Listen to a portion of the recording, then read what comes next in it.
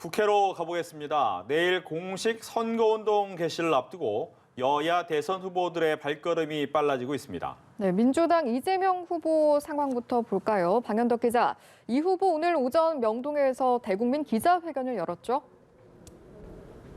네, 그렇습니다. 사실상의 출정식 회견이라 할 수 있는데요.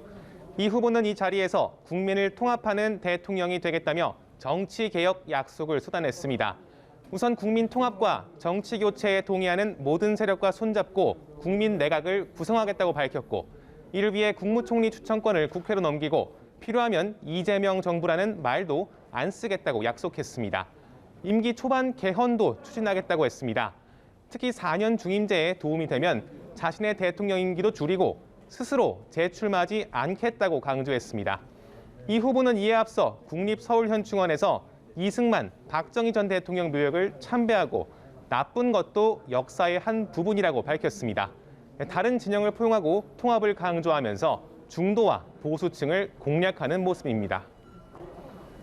네, 야권 상황도 볼까요? 윤석열 후보 사법개혁 공약을 발표했습니다. 문재인 정부의 적폐도 수사하겠다는 취지의 발언이 논란이 된 상황이라서 관심이 쏠렸는데 어떤 내용입니까?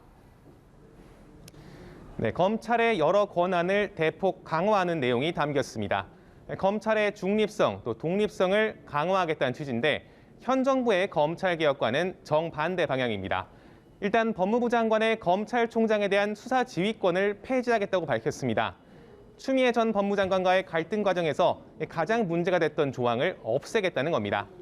현재 법무부가 갖고 있는 검찰의 예산 편성권도 검찰총장에게 부여하겠다고 했고, 또 고위공직자에 대한 수사도 공수처뿐 아니라 다시 경찰과 검찰이 할 수 있게 바꾸겠다 했습니다. 공수처는 유사시 폐지하겠다고 했습니다. 어제 저녁 코로나19 음성 판정을 받은 안철수 후보는 첫 일정으로 포항제철 스마트 고로를 찾았습니다. 이어 공군 성주포대에 격려 방문한 자리에선 사드 추가 배치에 찬성 입장을 밝혔습니다. 오늘 관훈 토론에 참석한 정의당 심상정 후보는 자신은 단일화를 전혀 고려하지 않는다며 완주 의지를 피력했습니다.